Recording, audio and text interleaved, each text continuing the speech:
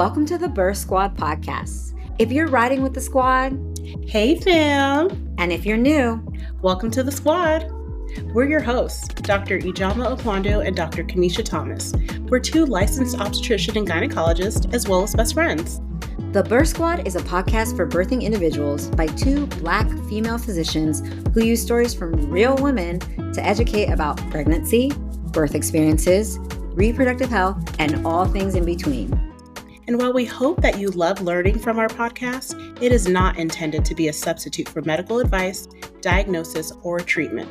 So please consult your healthcare provider for your specific care. And to learn more about us and about the podcast, please follow us on Instagram at The Birth Squad. And also check out our website, thebirthsquad.com. Please keep in mind that some of our episodes may cover topics that could be triggering to some individuals. Listener discretion is advised.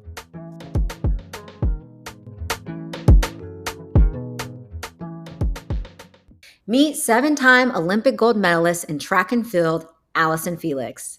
She's the next badass birth warrior who will share her story to help the squad navigate through the complex and inspiring journey of pregnancy, labor, birth, and motherhood.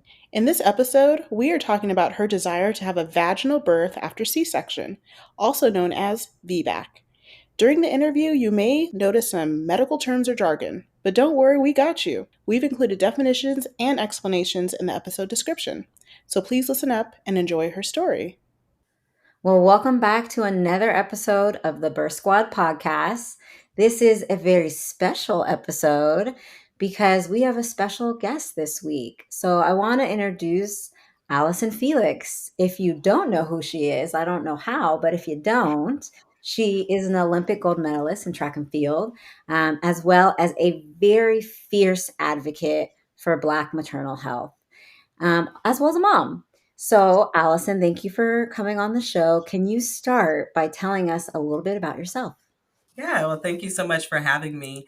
A little bit about me. Yes, I feel like my most important title, my favorite title is mom. I have a 5-year-old daughter, Cameron, who is just the light of my life. I have been an Olympian for, it's 20-something years now. And I've transitioned to retirement from that. And I'm a business owner now and following passions of my heart. Doing work around the Black maternal health crisis. Just trying to do all the things and keep up. So can you tell us a little bit about what your path was towards motherhood? Yeah, for me, I think like a lot of working women, I felt like I put motherhood off for a really long time, especially, being an athlete and working with my body. I always knew I wanted to be a mother. And in my sport, I had really seen women kind of struggle through it. They weren't supported and they had a really difficult time. So I always felt like for me, like if I could accomplish enough, then maybe I would get to like this safe space. And so I had gone to 4 Olympics already. I had a lot of the accomplishments that I thought meant something. And I was like, okay, I'm here. Now's the time. And so we decided to start our family. And I found myself in the same position that so many women before me were in. And I wasn't fully supported through my pregnancy by my then sponsor. I hid my pregnancy. I was like training in the dark and doing all this crazy things, like this moment that I had wanted for so long. It ended up being so isolating and lonely and just hard because of the job that I wanted. And so it was really challenging. I ended up speaking out about that and doing a lot around it, but it kind of, I don't know, it just kind of wasn't what I expected my entry into motherhood to look like. It wasn't what I had in my head. And so it was a really difficult and dark time, actually. But I do feel like becoming a mom helped me to find my voice, and it just changed me all around. And so once I did, once I had my daughter, I felt like I was kind of on a new path from there on out. Thank you for sharing that. We would love if you could talk about your pregnancy with your daughter and what your birth experience was like. Yeah. So I felt like I had a really great pregnancy. I knew that I wanted to still compete, and so I had a whole plan. Like structure is, I'm all about structure. As an Olympian, it kind of like comes with a you're just a regimented person, and so I was training and running and swimming and lifting weights. I felt really strong. I felt really great. And it wasn't until I went in at 32 weeks for just a routine appointment that everything changed. I was monitored at that time. I was spilling protein. I was sent to the hospital for further monitoring. And that's when everything started to move really quickly. I was admitted, and then I was diagnosed with preeclampsia with severe features. And I didn't know what that meant. I felt like I'd heard, about preeclampsia before, but I had no idea. Um, and I think being an athlete, I had always just like taken my health for granted. Like I never thought twice about it. Like I've been healthy my entire life. Like I know how to eat well, how to move my body, like all of the things. So um, hearing that diagnosis and not knowing what it meant for me or my baby, it was just really terrifying. And there wasn't time to like sit down and like read up on it and do all these things. It was like everything was moving quickly. And so that really just shook me up and scared me. And it just wasn't the experience I was expecting at all. I ended up, from when I was admitted, I had a really rough night, and I felt like I was like, something seems like it's like happening. And I was rushed in for an emergency C-section that next day. And my daughter was born. And I just feel so grateful that we eventually all left the hospital. I think I was in there for about a week. She was there for a month. And my eyes were just open to like a whole new world. I just being in the NICU is just like such a heavy place, and then just like actually learning about all the issues that Black women have faced and like studying up on that, it was just like mind blowing to me. And so I felt like that entire experience of giving birth and spending time in the hospital just changed me, and made me have a heart for what other women and families have gone through. So, even an Olympic athlete is at risk of preeclampsia and its associated pregnancy complications. Why is that? Well, unfortunately, one of the biggest risk factors is being a racial minority.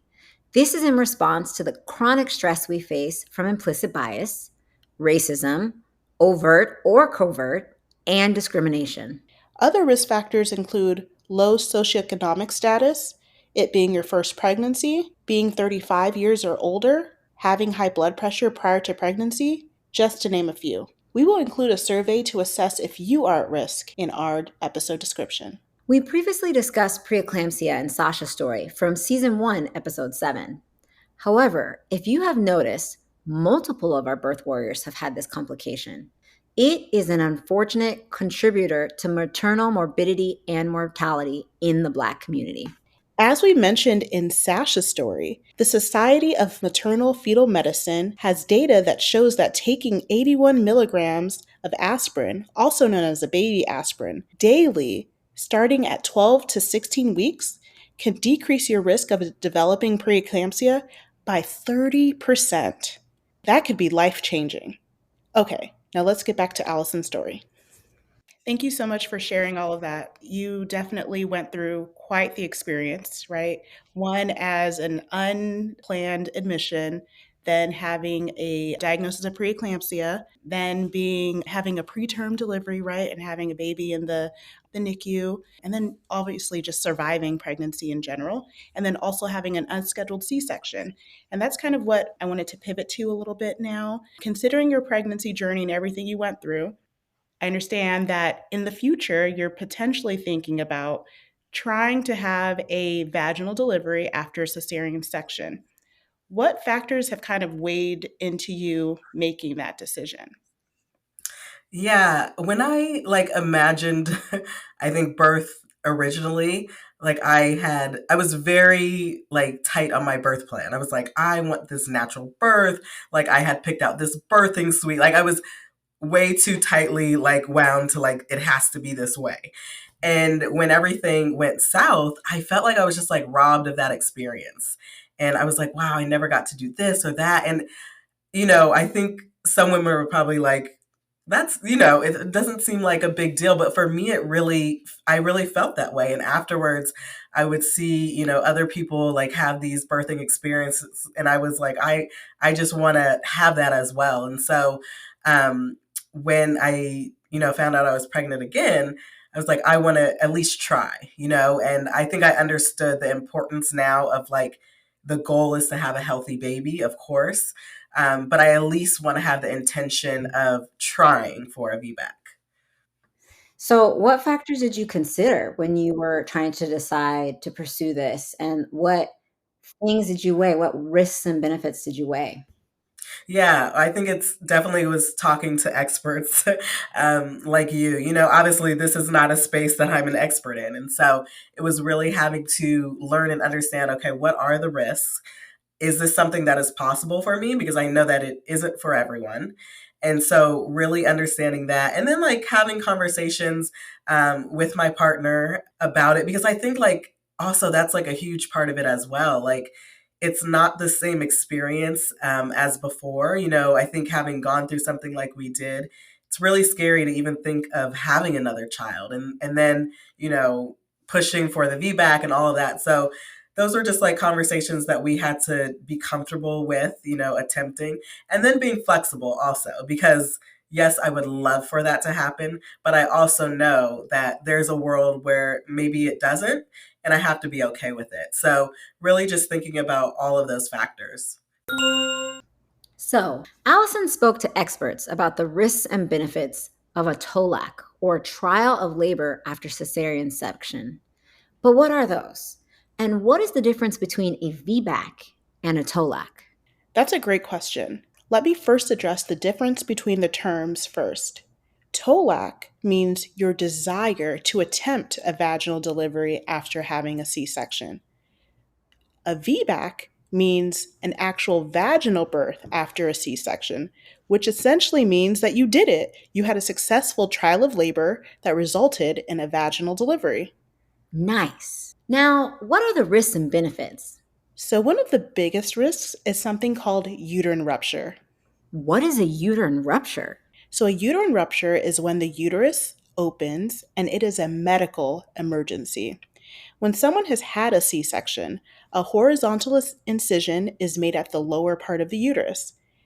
The tissue does heal quite well. However, as you can imagine, there's the potential for the tissue in this area to be thinner or weaker than other parts of the uterus that were never included in that incision. Therefore, during a labor in the future, as the uterus contracts, the muscle where the incision was made may be at risk of opening up. The good news is, it is a very rare complication. The risk of uterine rupture is 0.7% for those who have had one C section. And for those who have had two, it's just a little bit over 1%. So, who is eligible for a TOLAC? Anyone who's had two or less C-sections is eligible for a trial of labor. However, if you were told that the incision was a vertical line incision, also known as a classical C-section, then you should not labor because your risk of rupture is quite higher. Other factors to consider when trying a trial of labor after C-section is making sure that the baby's head is down or in vertex presentation, and also having no history of a other incision like from a myomectomy, and as long as there's no other contraindications to vaginal delivery, such as an abnormal placental location. Something to also keep in mind is that not every hospital allows TOLACs because it requires a provider who feels comfortable managing these patients and an anesthesiologist to be in-house during your labor. Now, let's talk about this. If there is a risk of uterine rupture, why wouldn't someone just choose to have a repeat C-section? Well, after the national C-section rate began to increase, we started noticing increasing rates of complications. Remember, a C-section is still major abdominal surgery. So it's important that we have a thorough conversation about each patient's desire for family planning and that they understand all the risks and benefits of either a trial of labor after a C section or a subsequent C section. Ooh, that was a lot. All right, let's get back to Allison's story. So, have you encountered any challenges, obstacles, naysayers, or anything about in your preparation for VBAC? And then how have you personally addressed them? Yeah, I think there's always, I think just like how we share our birth stories, usually they tend to be like negative ones that you hear over and over, or like the very traumatic ones. And so, yeah, I think there's been a lot of encounters where it's like, well, why would you even want to do that? Or like, you could just schedule a C section. Like, that's just, shouldn't you just do that? And I think it's, everyone has their own like experience and desires, and I think for some women that is the path for them, and for others it may not be. And I think for me it's really just been about being focused on really what I want, and realizing that like that's okay, and just having that intention. And so also like just being educated around what it all entails, and what is to come with all of that. I had a conversation recently with a few patients, and they kind of all said the same thing. They said, is a VBAC a big deal? Like everybody keeps approaching me being like, I can't believe you're considering that. I can't believe your doctor's offering that. Or maybe they delivered in a different state, different country, and they were told explicitly, like, that's not even an option. So then they come to me and they have, they're apprehensive and they have some fear. Have you had any like apprehensions or fears when you think about trying to have a VBAC that you are comfortable sharing with the listeners? Yeah, I think it's interesting. I feel like my fear is really around like, I hope I can do this. It's not really, I don't really have many fears around like medically, like something going wrong. I feel very like I'm in great hands. And so that makes me feel very comfortable. But I think when you really want something to go a certain way, your heart is really like tied to that. So I feel like I don't want to be disappointed, if it doesn't end up that way. But I think it's kind of hard to have that experience. But yeah, I felt the same way. There were so many hospitals that I found out they just don't do that, or that it's not even an option. And so I feel really grateful to have the opportunity to attempt that. So now kind of looking ahead, towards your delivery, are there any hopes or expectations that you have particularly for your birth experience? And then how does that overall fit into your expectation about your childbirth journey in general? Yeah, I think I've learned from the past, to be open. So I'm definitely trying to hold on to that. But I do have a way I hope it goes. So I'm currently 36 weeks now. I've done hypnobirthing, and I would love to have like a natural, unmedicated birth. Like that is my desire.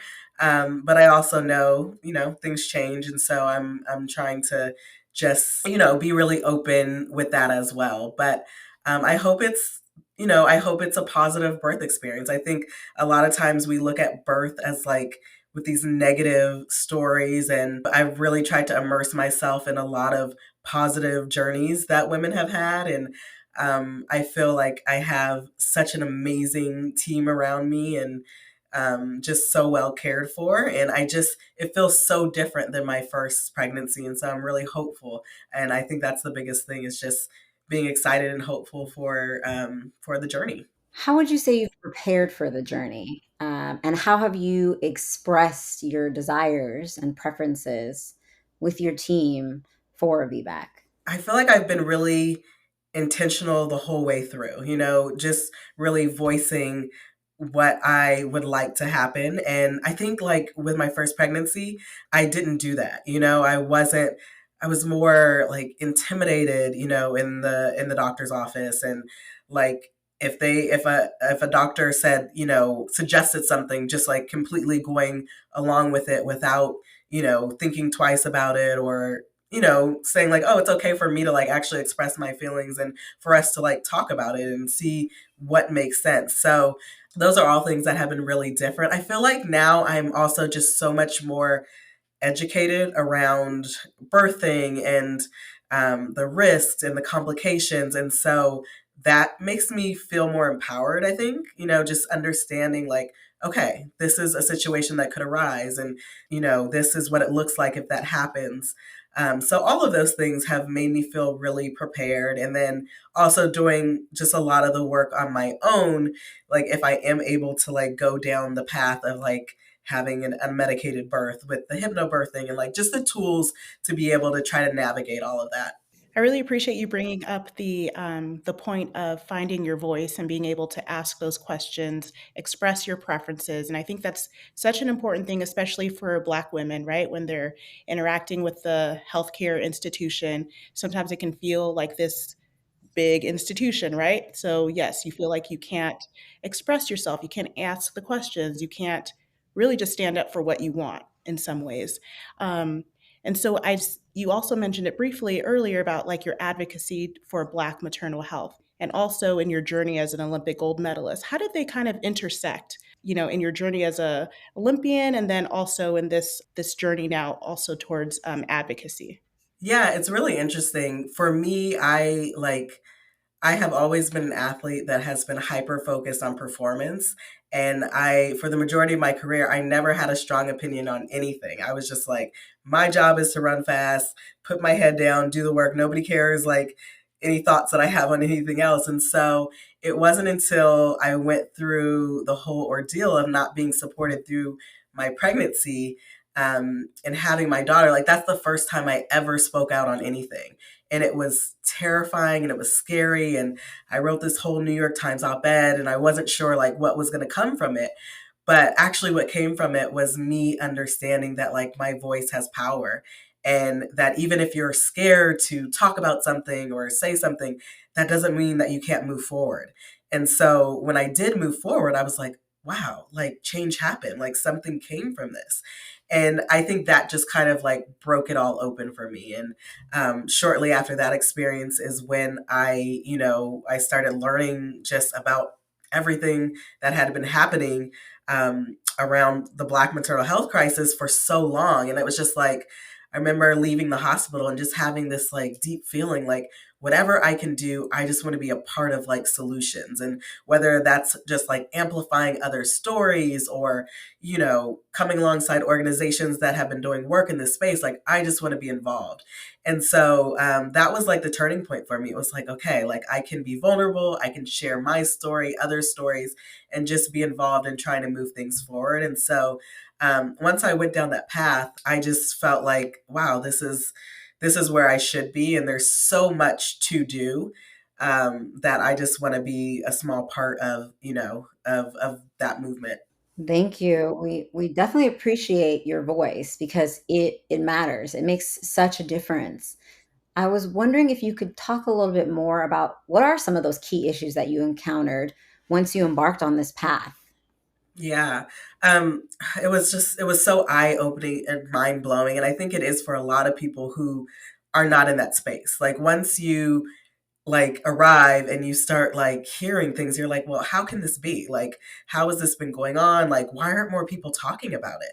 And that was really shocking to me that I knew if like I was a pregnant Black woman and I did not understand what preeclampsia was. I knew that my friends didn't either. And so it made it where it was like, okay, we've got to be able to get this word out to start spreading it. And so I think it's everything starting with policy change and really pushing for that, everything with the Momnibus Act. It is, I feel so grateful that my experience this time is what it is. I mean, Dr. Tom's like, I'm in your care. Like, I have an incredible doula. Like, I have, like, this is the dream, right? But this is not the experience for most women. And I understand that. And so, like, letting women know their resources, making sure they know how to advocate for themselves, because I feel like we shouldn't have to, but oftentimes that is what it looks like. And you have to be prepared for that. So that's a huge part of it. Yeah, just raising awareness is huge. And so Those are like the main key things that I really see, shifting implicit bias training. I mean, I think we all know that that's such a huge issue. And just hearing patients, like when they come in with their providers, like I think a lot of times Black women, like our pain is not heard, it's not believed. And so really, getting those things out and saying like we have to shift the whole thing. And I think it's not something that is going to be one person is going to change it. It's a collective effort from so many different areas. So yeah, that's really what I see as like some of the key factors. As you all can see, advocacy is important. That's why we created the Birth Squad, to share your voices because they matter. We hope that hearing stories like Allyson's will not only inspire, but empower you. Now let's hear what other pearls of wisdom Allyson has to share with us and how we can connect with her. Yeah, really excellent points that you bring up. Like, yes, as a Black woman, innately, we are more at risk of preeclampsia, right? So, any woman who is Black and having their first baby should be taking some measures to reduce their risk. And I feel like a lot of us don't even know that. And sometimes OBs are not even necessarily counseling their patients about that. So, it really is about, like you said, just have people being more informed. You also briefly talked about policy changes. Is there any like key initiatives or changes that you're advocating for specifically in the realm of Black maternal health? Yeah, I think it's trying to get the full package of the Momnibus Act passed. I think we've seen that that hasn't happened, and so I think a lot of it comes with the awareness and continuing to, like, when people say like they want to be involved or what can they do, being aware of these things when they come up, and I think that's the biggest thing right now. As an advocate, what would you share with expectant mothers, especially women from marginalized communities, about their rights and their options during pregnancy and childbirth? I think the biggest thing I would share is that they're at risk. Like we just spoke about, like that there are measures that they can take. Like what are the things that you can look out for?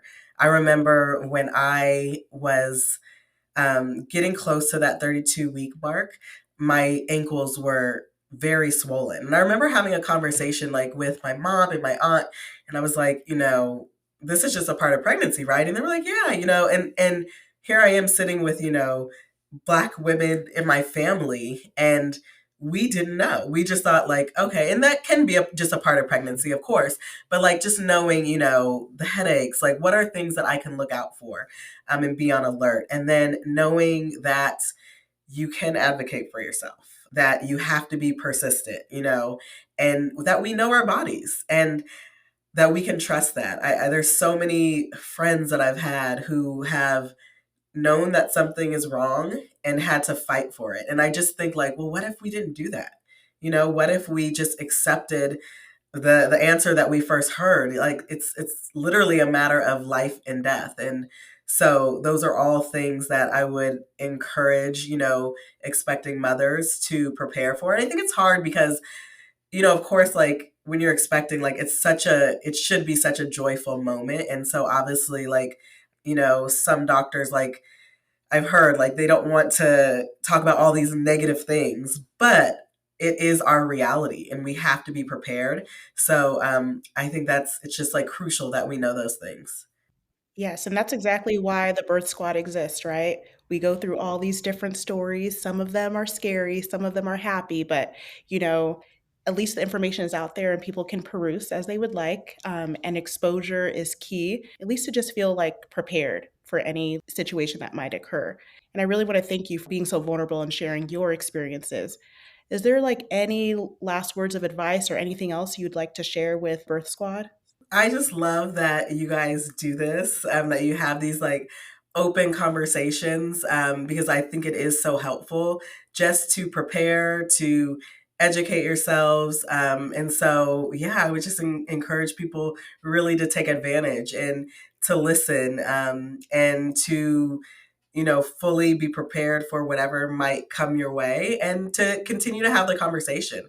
I think that's the only way that things get better is that we talk about it and we share within our own circles, within our families and friends, and that there's never a time when someone doesn't know. I'm asked a lot, like, well, when will you know that things are getting better? And I always think, when my friends, when people that I love, other Black women are not dying during childbirth, that's when we know that things have changed. And unfortunately, we have a ways to go to get there. But I think that this is a way. Having these conversations and sharing is definitely the right momentum.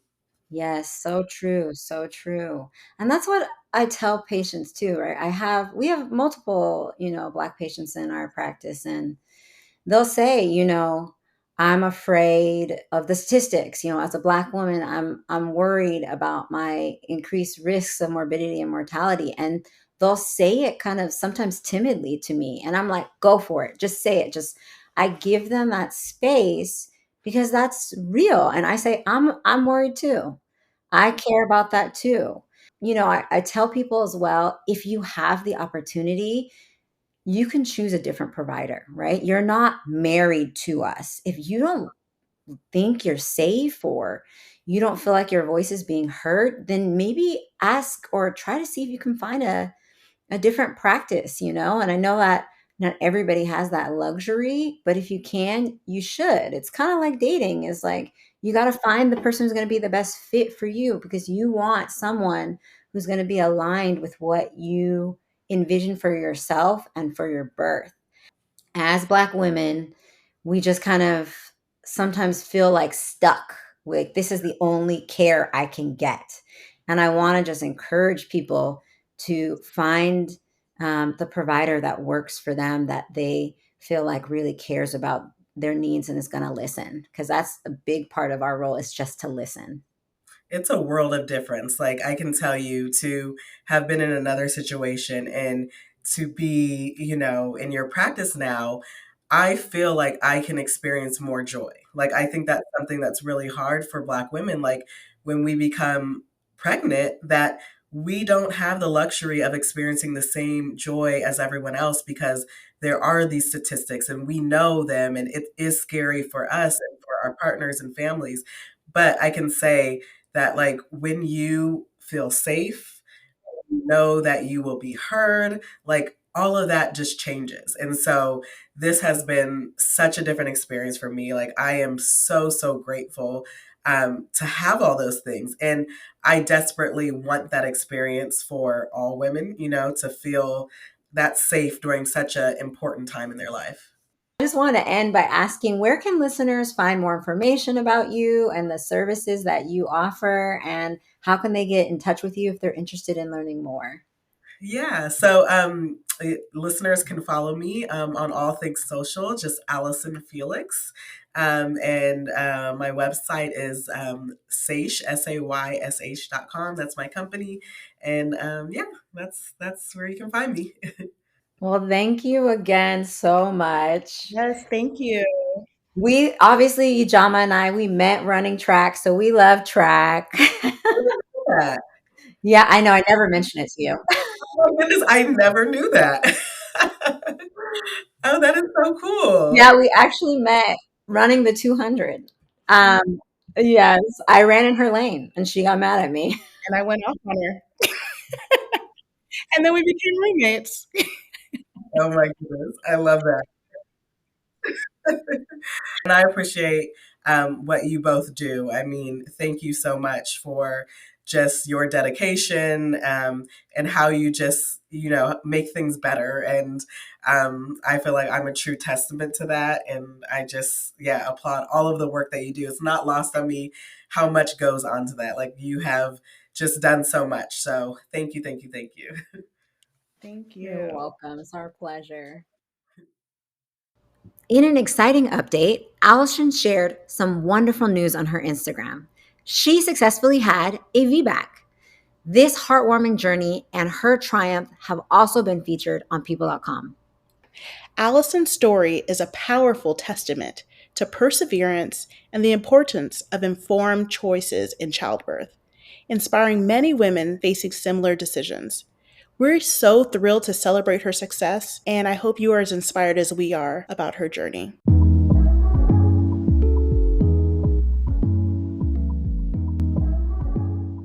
That's the wrap of this episode of The Birth Squad. Thank you so much for joining us this week. We are going to continue sharing stories from more badass birth warriors, because at the end of the day, you are the experts of your experience, and we want to highlight you and your bold, brave, and beautiful journey to motherhood. And we want to hear from you. Tell us about what topics you'd like to hear more about. Hit us up on Instagram at The Birth Squad, and check out our website, thebirthsquad.com. Most importantly, be sure to share this episode with your squad.